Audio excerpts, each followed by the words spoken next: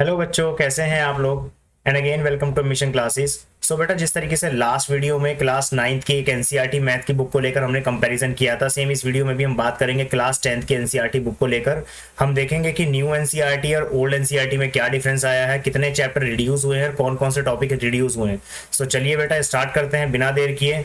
And again बेटा, जो भी चैनल को फर्स्ट टाइम विजिट कर रहे हैं तो आप चैनल को सब्सक्राइब करें और बेल आइकन को भी अनेबल कर लें, सो दैट कि आपके पास सारी लेटेस्ट वीडियोस के लिंक पहुंचते रहें। सो चलिए स्टार्ट करते हैं, let get started. So dear students, आप देख सकते हैं मैंने आपके सामने पुरानी एनसीईआरटी और नई एनसीईआरटी दोनों की इंडेक्सेस को ओपन किया हुआ है, जिसमें सबसे पहले लेफ्ट साइड पे जो हमारे पास है ओल्ड एनसीईआरटी की बुक है और जो नई राइट साइड पे है वो हमारे पास न्यू एनसीईआरटी की बुक है। तो पहले तो बात ये आ जाती है कि एकदम इसको आइडेंटिफाई कैसे कर सकते हैं कि हमारे पास जो एनसीईआरटी की बुक है वो नई है या पुरानी। एक सिंपल सा तरीका है, आप देख सकते हैं यहाँ पे भी लिखा हुआ है rationalisation of content in this text book, और ये पुरानी एनसीईआरटी में नहीं आता। साथ ही साथ आप यहाँ पे ये भी देख सकते हैं कि जो रेशनलाइज 2023 टू 24 लिखा हुआ है, आप इसको भी देख सकते हैं। तो यहाँ पे जो ईयर लिखा हुआ है 2023 टू 24, आप इससे भी आइडेंटिफाई कर सकते हैं कि आपके पास जो बुक है वो नई बुक है। तो हम देख सकते हैं यहाँ पे जो फर्स्ट चैप्टर हमारा है, chapter number 1 is real number. तो रियल नंबर के अंदर जो टॉपिक इन्होंने रिड्यूस किया है that will be the Euclid division lemma cut चुका है, and revisiting rational numbers and their decimal expansion. ये दो टॉपिक हमारे यहाँ से कट चुके हैं। ठीक है, जब आते हैं नेक्स्ट चैप्टर, चैप्टर नंबर 2 पर पॉलिनोमियल्स को लेकर, तो पॉलिनोमियल्स में हम देखते हैं कि लास्ट ईयर से भी लास्ट 2 ईयर से हम देख रहे हैं कि division algorithm for polynomials cut चुका है। केवल आपको इसके अंदर दो ही टॉपिक पढ़ने हैं, that will be the geometrical meaning of the zeros of the polynomial and relationship between zeros and coefficient of a polynomial. So now move on to the next chapter. The next chapter is chapter number 3, which is the pair of linear equation in two variables. In this chapter you can see the pair of linear equation in two variable, ये वाला topic हमारा reduce हो चुका है। And साथ ही साथ जो cross multiplication method होता है दो इक्वेशन को सॉल्व करने के लिए, वो भी हमारा रिड्यूस हो चुका है। उसके बाद equations reducible to a pair of linear equation in two variables, ये वाला टॉपिक भी हमारा यहाँ से रिड्यूस हो चुका है। तो आप देख सकते हैं कि चैप्टर हमारा कितना छोटा हो गया है। नेक्स्ट मूव ऑन टू करेंगे चैप्टर नंबर 4 पे। द चैप्टर नंबर 4 इज, जिसमें जो टॉपिक है that will be deleted by the completing the square method. जो कंप्लीटिंग द स्क्वायर मेथड है वो हमारा टोटली डिलीट हो चुका है। ठीक है, सिमिलरली चैप्टर नंबर 5 की बात करें, अर्थमेटिक प्रोग्रेशन, तो अर्थमेटिक प्रोग्रेशन में कोई भी टॉपिक डिलीट नहीं हुआ, ये चैप्टर एज इट इज आपको पढ़ना है। उसके बाद चैप्टर नंबर 6 ट्राइंगल। अब ट्राइंगल एक ऐसा चैप्टर है जो आपने 9th में भी पढ़ा है। ट्राइंगल्स को भी इन्होंने रिड्यूस किया है, जहां पे इनकी जो एरियाज और सिमिलर ट्राइंगल का टॉपिक है, एक तो ये, क्योंकि इसमें कुछ थ्योरम्स हैं वो भी डिलीट हो चुकी हैं।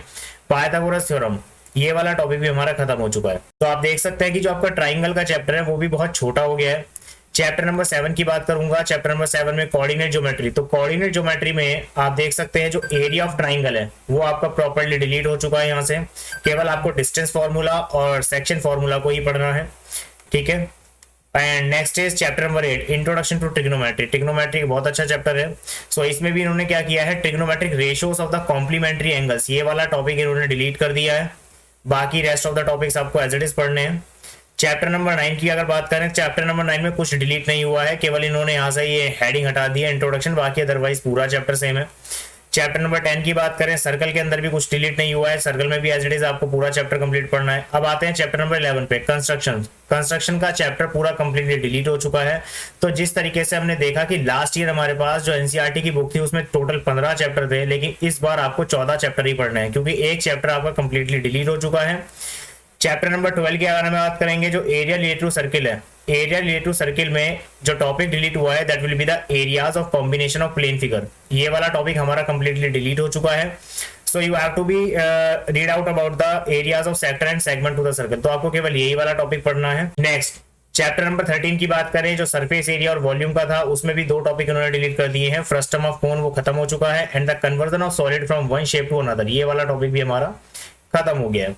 नाउ चैप्टर नंबर 14 की अगर हम बात करें, जो स्टैटिक्स वाला चैप्टर है, उसमें से इन्होंने क्या डिलीट किया है, देख सकते हैं जो graphical representation of cumulative frequency distribution है, वो वाला टॉपिक हमारा प्रॉपर्ली तरीके से खत्म हो चुका है। तो केवल आपको इसमें भी mean of group data, mode of group data और मीडियन ऑफ ग्रुप डेटा ही आपको पढ़ना है।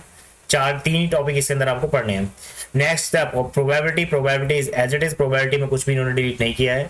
सो डियर स्टूडेंट्स, हमने देखा कि जो न्यू एनसीईआरटी है उसके अंदर टोटल एक चैप्टर भी रिड्यूस हुआ है और साथ ही साथ कुछ टॉपिक भी यहाँ पे रिड्यूस हुए हैं।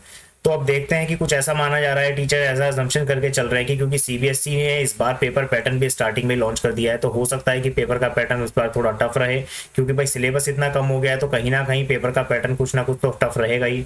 सो तब तक के लिए देखते हैं क्या होता है। बाकी आप बने रहिए मेरे साथ और चैनल को सब्सक्राइब करें, वीडियोस को अपने दोस्तों के साथ ज़्यादा से ज़्यादा शेयर करें, ताकि सभी को पता चले कि नई बुक के अंदर क्या क्या चेंजेस हुए हैं। तब तक के लिए bye bye everyone, have a nice day, मिलते हैं नेक्स्ट वीडियो में।